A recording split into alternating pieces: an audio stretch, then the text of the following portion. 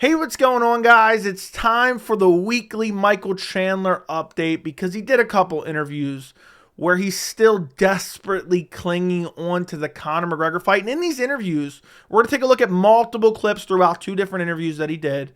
He hints at the struggles going on behind the scenes between Conor McGregor and the UFC. And we're going to break it down in this video. I've broken it down in other videos, but we're going to break down the contract situation with Conor McGregor. And the reason why I truly believe that there's really a good chance that Michael Chandler wastes all this time sitting out for Conor McGregor and the fight never comes to fruition, even though he so desperately is holding on to it. But we're going to look through these two different interviews. One is with the Schmo, the other is with the Schmo's wife, Helen Yee. And throughout these interviews, you can just still see Chandler's just desperately clinging on to this fight. He's starting to come to the realization a little bit, but he's just not ready to give it up just yet. And in this video, I'm going to break down how Michael Chandler can save his career. Maybe you'll even see this video by some chance, because I truly believe Michael Chandler can still save his career in 2024. Not that his career is over, not that his career is all for naught. He's had a successful career. I've watched him in Bellator. I've watched, obviously, him in the UFC. But I believe he can still be relevant in 2024, even though he's going to be brokenhearted by never getting the Conor McGregor fight. I think if he makes the right decisions over the next couple months, this kind of fumble, per se, can turn into a massive reward for Michael Chandler. And honestly, I feel bad. People are like, Joey, you constantly shit on Michael Chandler. It's really not that. I know it comes off like that. And we're going to look at a couple funny moments throughout these interviews. You know, I found a couple hilarious moments that I want to point out as well. And it's going to come off a little bit like that. I'm a huge Michael Chandler fan. I've been watching him since the early Bellator days. I remember him in the Dave & Buster's commercials. And Chandler's one of the most exciting fighters of all time. And I'm just so aggravated that a scumbag like Conor McGregor is ruining the tail end of Michael Chandler's career. And it's like, if Chandler comes back, and let's say he comes back against somebody other than Conor McGregor, let's say Benoit Saint-Denis, let's just throw a random name out there, and he gets chinned, then where does Chandler go from there? He wasted 2 years. Now he's almost 40, coming off a KO loss to whatever contender you want to say, BSD or whoever. And it just makes me sick. I feel like as much as I've, kind of been saying, oh, I'm starting to not feel bad for him anymore because he's delusional, I really do still feel bad for him because he's being strung along by the UFC and Conor McGregor. But I do believe there is a way that he can fix it. But let's take a look at some of these clips from these interviews that he did. And by the way, I'll link the full interviews down in the description. We're going to take a look at multiple clips throughout these interviews. But if you want to check them out in their entirety, I encourage you to. I will link them down in the description. Now, this first clip is just a funny part of the interview because Chandler admits something that I've been saying for a while, and that is his music taste. Let's listen to this. I do, yeah. I actually, I was on an emo kick, and I started tweeting about it, and I just started going back and forth with all these people, and I found this new artist called Sad Squatch. So this guy is listening to emo music. That's how bad Conor McGregor has broken him.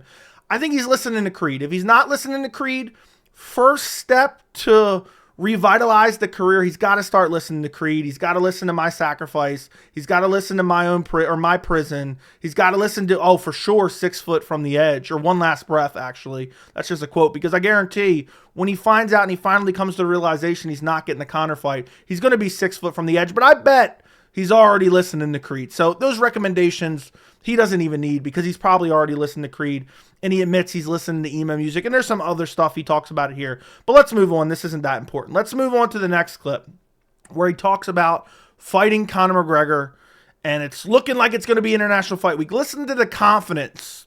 Sarcasm there. Listen to the confidence that is just exuding off Michael Chandler, the fact that he's going to be fighting Conor International Fight Week, even though Dana White has said most likely that's not happening. Actually, he hasn't even said most likely it's not happening. He said flat out it's not happening. But let's listen to what Chandler has to say about International Fight Week against Conor McGregor. I mean, it looks like things are coming together, right? It looks like things are coming together. He's been saying that since last summer, boys. I've covered this extensively. He's been saying that since last summer. It looks like it's coming together. Yeah, the fight's going to happen. He talked about, and I'm not going to show the clip again. I've showed it so many times. In January, he did an interview with ESPN. He said, I'm leaving my family in the next week for training camp. So, yeah, it looks like it's coming together. So it's, that's what I've been planning on. That's what I am planning on. For a while we were talking about UFC 300. You know, as I've said in the past, nobody understands what the brass at the UFC has to handle with all of these different intricacies of all these different fights. And then that's So there he goes. He starts to allude to what's going on behind the scenes with the UFC and Conor. We're going to talk about that a little bit later because he talks about it in the Smo interview as well. They're in the same location. I guess they both travel to the same locations and do the same interviews. I guess. I'm assuming that's what they do as husband and wife. But you can just say, oh, we were talking about 300 for a while, and then now I'm planning on International Fight Week. Which, I mean, this has been the same song and dance for a year now. Yeah, we're going to fight. You know, I remember, I think I did a video like last June or May, and he did an interview with Aaron Bronstetter where he said, yeah, we're definitely fighting before the end of the year. And I'm like, there's no way it's happening. He doesn't know anything that's going on, and it's not going to happen. And it's still now, I mean, crazy. Think about how crazy it is. It got announced Ultimate Fighter got announced February of 2023. It is now mid-March of 2024. We still don't have a date for the fight. Moving on to the next clip. And this interview is more like the funnier pieces of the interview. This part I just had to include real quick because I know, you know, my audience would get a good kick out of this. And I just thought this was kind of hilarious. And while I was watching the interview, I actively said something as soon as I heard him say this. And I'll say it again after we listen to it right here. I mean, I just want to finish him no matter what, you know. Massive pause. Massive pause. Okay, next clip. Next clip. And this clip actually pissed me off. Annoyed me quite a bit. Because essentially what he brown noses Conor McGregor more here. Like he's been brown nosing him forever. I'm not saying he's been brown nosing him in this interview, but he's been brown nosing him for literal years at this point.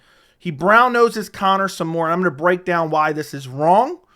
And he kind of says, if the fans don't respect him, then this and that, you shouldn't be watching the fights ever. So let's listen to this. But I also have a ton of respect for him. If you don't have a lot of respect for Conor, if you don't understand what he has done for this sport, for himself, and the couch and the welfare that he pulled himself out of to be where he is today, then you just don't deserve to watch us on the weekend, right?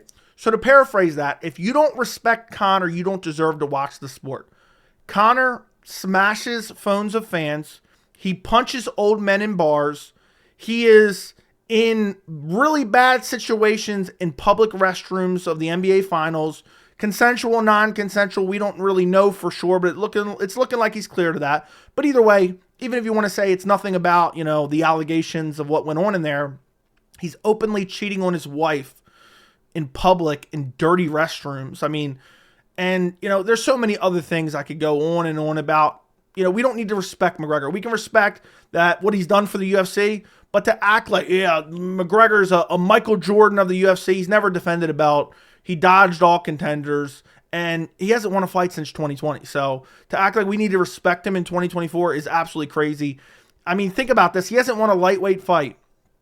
This is crazy. He hasn't won a lightweight fight since 2016. That was 8 years ago against Eddie Alvarez. He's won one fight since then, and it's against the dead corpse of Cowboy Cerrone. So to act like Conor commands respect is completely delusional, whether it's in the cage or outside the cage. He absolutely deserves no respect outside of help building the sport, and that's it. And maybe, okay, he kind of does mention that a little bit, but still. No, don't say we don't deserve to watch the fights if we don't respect Conor. By the way, left a USADA pool so he could inject himself with steroids for literal years, and that's why you didn't get the fight last year. Moving on to the next clip, okay? This is where I really start to actually feel bad for Chandler because you can tell he's so desperate to get back in there. And he's thinking about Conor McGregor 24/7. He's so desperate to get back in there, and he wants so badly to fight. In the public eye and doing things, but I haven't been in a hard grind training camp now for a year, and I'm itching. This is the first time in a very long time that I'm itching to get back into a training camp where there's this big opportunity that scares the death out of you. And you go to bed every night thinking about it. The first thing you wake up in the morning is what you think about. So he's itching to get back in there, and all he thinks about when he goes to bed at night or when he wakes up in the morning is Conor McGregor. And McGregor's toying with him. McGregor's toying with him. And the UFC's toying with him. They're both stringing him along. You know, and I really, honestly, at this point, I'm starting to think it's more the UFC than Conor McGregor. My opinion's kind of changed a little bit over the last month or so. But he's thinking about Conor night and day. He's been thinking about him since February 2023. It's now mid-March 2024. This is just a sad sight because Chandler wants to get back in the cage. We as fans want to see Chandler back in the cage, but instead he's doing interviews with a shirt called Hiatus Tequila, which I think is his new alcohol. Hiatus fits Michael Chandler perfectly. Now this last clip from this interview, I just thought this was funny, so I figured I'd include it. Massive big pause moment, but I just thought it was kind of funny. and we'll include it in this video anyway. For me, but it's gonna culminate with something beautiful, masterful, and yeah, when we go out there and we finish Conor the way that we're gonna finish him, the sky's the limit. It's gonna be a lot of fun. So when we go, it's gonna culminate in something special. When we go out there and finish Conor the way we want to finish him, I'm not sure if Chandler's training to fight Conor or he's training to fuck Conor. I'm really not. Because some of this, the way it comes off, and he said lines like this in the past before, and I know that's a play on word, finish, blah, blah, blah. But I'm just saying, in general, the way he talks about Conor, I'm beginning to think he has a thing for Conor. Okay, let's go to the Schmo interview now. And again, I'll link both these below if you want to watch them in their entirety. This is more of a serious interview, which is weird to say because the Schmo is I don't want to call him a clown, but he's playing a clown, I guess, is what he's doing here. This one's kind of more sad because and honestly, shout out to the Schmo, though. He does ask really good questions in this, and we get some decent answers. But you see Chandler saying, oh, it's going to happen this summer, and you could just tell the confidence is not really there. He's coping about the time off. We're going to watch, multiple things in here that are just honestly outright sad. Done. Yeah, I mean, absolutely. I mean, obviously, this thing has been a while in the making, right? We did the That's the understatement of the year. Ultimate Fighter, and I hear everybody. I see all the comments and stuff. I get it. He hears everyone complaining that he's not fighting and that he's not getting the fight. I don't want to harp on it too much right now because I'm going to break down how Chandler can save his career towards the end of this video after we get through all these clips. But man, it breaks my heart. It breaks my heart. Chandler's been out for so long, and he even talks about how active he could have been in this very interview. But instead, he's waiting for a man that's never going to show up. It's never going to give him the time of day. So it just breaks my heart. It just breaks my heart. But let's continue listening. You just said, obviously, I'm not the biggest self-promoter. I let my fighting do the talking, but there is a big difference when I step inside the octagon and other guys do, right? I've been going to a lot of events lately. I was in Vegas in December, and I went to Anaheim, and now we're in my hearing. So he gets more to talking about Conor in a second, this very clip, and it's like this little bit of dead space in between here. But what makes me sad about this is it's almost him trying to defend all the time off he's had. Yeah, I've been going to all these different events and going to all these things and blah, blah, blah, blah, blah. And it's like Chandler's starting to realize the sunk cost fallacy. He's starting to realize it, He's wasted so much time already. He can't backtrack now, but it may never pan out anyway. Here in Miami, you can tell a difference when you watch people, what they bring to the octagon. What I bring to the octagon is just a level above from an intensity, a violent, a pace standpoint. So I understand everybody. They want to see me fight. They feel like I'm wasting my career and all these different things. But that's really just to me, a compliment because there's so many people that want to see me fight. And now you're going to get to watch me fight Conor this summer. It's going to happen. I believe June is going to happen. And yeah, it's not going to happen. Chances are so slim. I mean, Chandler fighting Conor this summer, slim and none, slim left town. Okay? And the thing is, Chandler can keep saying it's going to happen. I know it's going to happen. Again, you can watch my entire Michael Chandler Conor McGregor playlist. He said the same thing last summer about it's going to happen later this year. It's definitely going to happen later this year. And I said, look, it's not going to happen. I think there's a very small percentage chance that it happens this summer. I think it's unlikely. I think it's very, very unlikely that it actually comes to fruition. Now, the next clip. He talks about, this was actually a good question from the Schmo. I think I cut off the question. I don't know for sure. I think I might left a little bit of the question in here. He says, the next Ultimate Fighter coaches were announced, which is Grasso versus Shevchenko.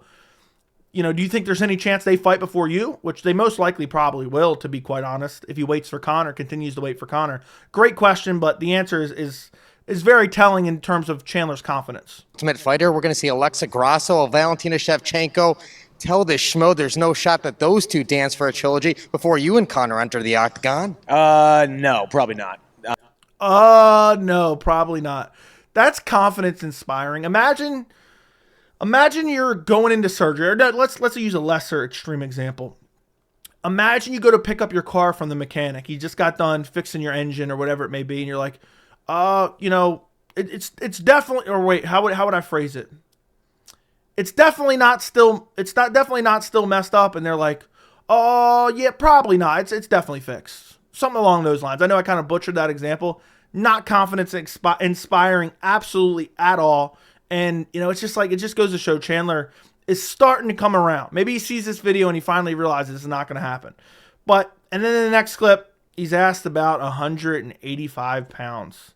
And he talks about, he'll do any weight class, but he starts to hint at the stuff going on behind the scenes with Conor in the UFC, which I think this is the kind of the most important part of the interview, to be quite honest. I'm about 188 right now, so I mean I'm lean. I'm in shape. I've been training. I'm laying down a good pre-camp, if you will.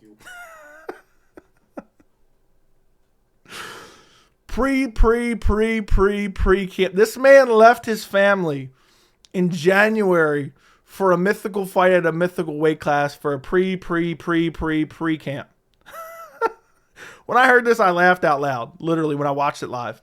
Or not live, but when I watched it before I took timestamps down to do this video. By the way, guys, if you enjoyed these videos, make sure to subscribe to the channel.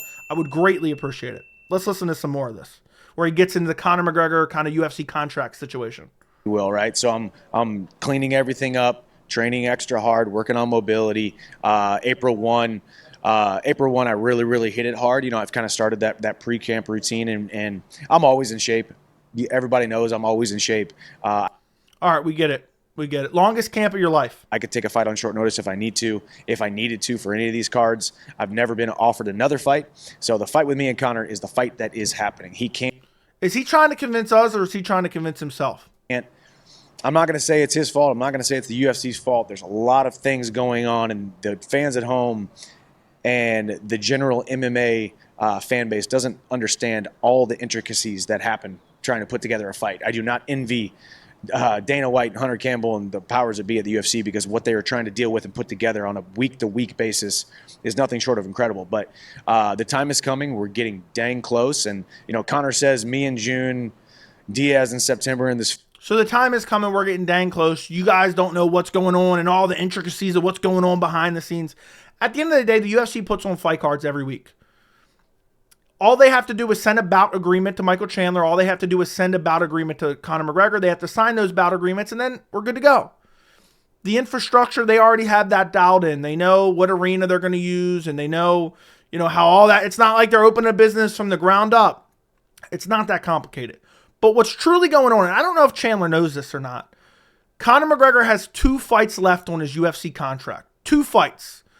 And after 2017, because of the antitrust lawsuit, the UFC added a clause into their contract called the sunset clause, which means 5 years after the date you signed your contract, you are able to get out of your contract. The UFC isn't able to hold you hostage. Now, they've since tweaked that clause and kind of, made it where it's not as easy to use it like Francis Ngannou used it. And we don't know exactly when Conor signed his last deal. So it's probably somewhere between 2018 and 2020 that he signed that deal. I suspect most likely somewhere between the Khabib fight in 2018 and the Donald Cowboy Cerrone fight in 2020. I believe he most likely signed a new deal before he fought Cowboy Cerrone, which would have been late 2019, early 2020. Well, what does that mean? 5 years from then would be coming up in the next year or so. And if Conor McGregor wants to get out of his deal, all he has to do is wait for that 5-year mark to reach. Again, we don't know when that is. Maybe he signed a little bit after the Cowboy Cerrone fight. So then it would make it where it would be 2025. It could be early 2025. It could be late 2025. We don't truly know. It's still early 2024. Even if it's early 2025, Conor's already been out for how long? Summer 2021? Oh my God. So Conor's been out for 3 years coming up. That's craziness. So I believe what Conor wants to do is he wants to fight out the last 2 fights on his deal. He doesn't want to wait for that sunset clause, but he will. He wants to fight out the last 2 fights on his deal. Because he's a megastar, the UFC doesn't want to let him fight out those 2 fights on his contract, and they want to renegotiate a new contract. So therefore, they're icing him to hopefully get a new contract done. They did this to Francis Ngannou as well. But McGregor's not budging. He wants to get his 2 fights in, and he wants to go to Saudi Arabia to box or do whatever and make a much larger payday than what the UFC and Dana White's able to offer. So if the UFC and Conor can't come to terms, they're not going to book this fight, and they may ice Conor till the very last second. I think they would rather ice Conor to make him wait out his entire sunset clause rather than give him 2 fights and let him be out of his contract. Why do you think Conor's been so adamant? I want 2 fights this year. Because he wants to get out of his contract. And Chandler knows there's contract negotiations going on behind the scenes, but I don't know if he knows the full depth of the details. Obviously, I don't know all the dates and all the minute details because we really don't have a source on that.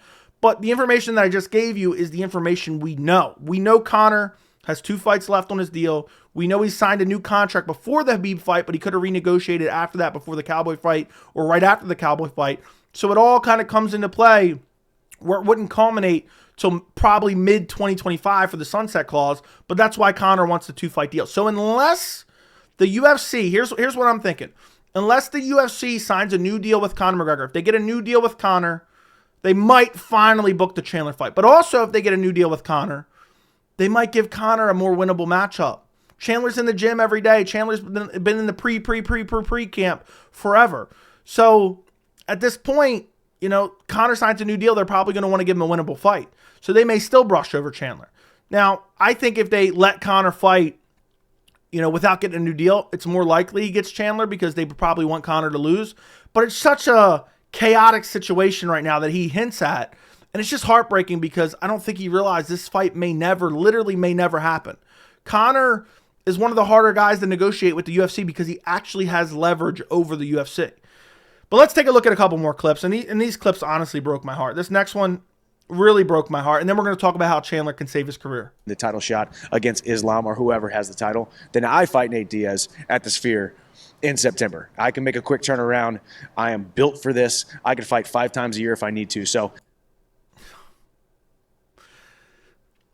he's talking about after he beats Conor, he wants to fight Islam and fight Nate Diaz in quick turnaround. But the thing that really breaks me, I'm built for this. I could fight 5 times a year. And he's been sitting out for a year and a half. This November 2024, it'll be 2 years since he last fought. And instead he's been sitting on the sidelines. He can fight 5 times a year. Now this last clip we're going to take a look at, and then we're going to get into how Michael Chandler can save his career, is basically him coping with the fact he wasted his career. He wasted the last 2 years of his career because Chandler's been an active guy. He's been a very active fighter in Bellator and in the UFC. And I think this last 2 years of him sitting on the sidelines have kind of negatively impacted him, even though he's had a lot of good businesses going on, and he talks about it briefly here. But, you know, it's just him saying, oh, it's not been wasted. I think he's trying to convince himself. He's not trying to convince us. And so this last year, obviously, we had The Ultimate Fighter, so it wasn't a waste of time. Then The Ultimate Fighter aired. It was not a waste of time. I've invested in other businesses. I've been helping run and build other businesses. So I had The Ultimate Fighter, then The Ultimate Fighter aired. It wasn't a waste of time. The Ultimate Fighter, let's say it built up, you know, the fight. Let's say everyone was hyped after The Ultimate Fighter, which it wasn't. It got horrible ratings, by the way. And let's say it did hype up the fight. At what point is that hype dead? Would The Ultimate Fighter end? I think it was August of last year. That's crazy. It's been 6 months since The Ultimate Fighter ended airing. The finale was 292, which I believe was like August 19th of 2023. So any hype built up from that is done. But it's just, I didn't waste my career. I didn't waste the last year time. I had The Ultimate Fighter. Businessman who is very violent in a cage. I'm not just a fighter who collects a paycheck. And I think that's been part of the intrigue of it all too. You guys can say I'm wasting my career, or I need this, or I need to do that. But it's an enviable position to be able to make over 7 figures and not even have to step inside the octagon. And that's what I've done over the last year. I hope that's true. I'm going to take him at his word. I'm going to say that's true. And I could not be happy for him. I could not be happier for Michael Chandler if that's true. But at the end of the day, he's going to make the most amount of money fighting. And he's a prize fighter. He's a guy who's been active. I don't think he's happy that he sat out for this long. I mean, you can kind of read between the lines. Oh, we've been waiting for a long time in my pre-camp. And, you know, he's banking on it happening in June. It's not going to happen. I don't think it happens. I don't think the UFC comes to terms. Best case scenario, maybe Chandler gets it this fall or winter when finally somehow, you know, Hunter Campbell takes Conor McGregor to enough dinners. Shout out Francis Ngannou and the dinners. Maybe they finally come to settle on a new contract, and then maybe Chandler finally gets to fight. So I think the way Chandler needs to handle this, if he doesn't find out in the next month or so whether or not he's getting a Conor fight, like it's March 13th right now. If he doesn't figure out in the next, you know, by April, I'll say by the end of April, he needs to move on from Conor McGregor.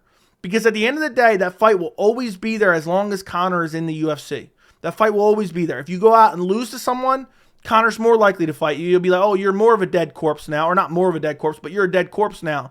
At least in Conor's mind, that's an easier win for him, you coming off a brutal KO loss. So if you go out and lose, it's not that big of a deal. But if you go out and win,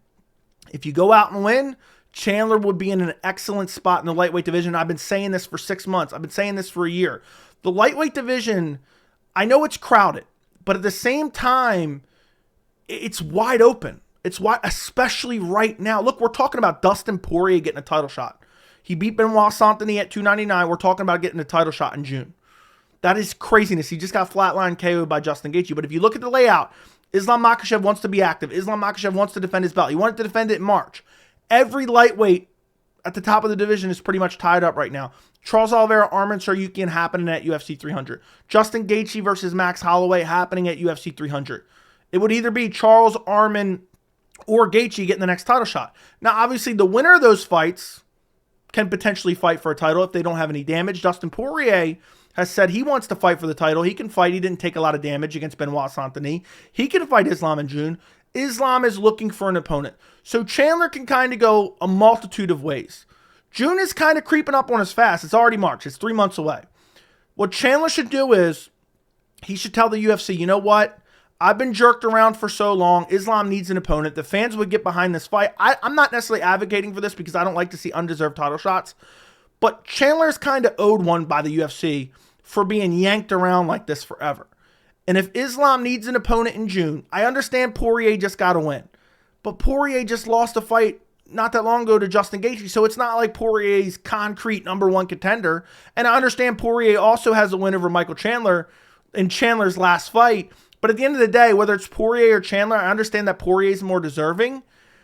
It's still an undeserved contender getting a title shot. So what Chandler needs to do is advocate for the Islam Makhachev fight. He needs to be vocal that he wants to fight Islam Makhachev. And if not, he needs to call out Dustin Poirier. He needs to call out Dustin Poirier for the rematch. He could have won that fight against Dustin Poirier had he fought a little bit smarter. He outgrappled him the entire second round. He had him hurt in the first round. And him being just dumb in the third round and low fight IQ is what ended up leading him to getting a rear naked choked in the third round. So he needs to call for that rematch. And then if he wins just one fight, no matter who he calls out, he can call out Benoit Saint-Denis. All he needs is one fight. He says, I'm built for quick turnarounds. Here's the other option. So he can call for a Poirier rematch. Again, I don't know how that would line up with June, because if he wants to fight in June, when are him and Poirier going to fight that he's going to be able to turn around? But he says, I can fight 5 times a year. Here's what he also could do. He could also tell the UFC, if Oliveira gets injured, Oliveira has a new cut. Arman could pull out, Gaethje could pull out, or Max Holloway could pull out. Michael Chandler needs to tell the UFC, if anyone pulls out of one of those fights, I want to step in.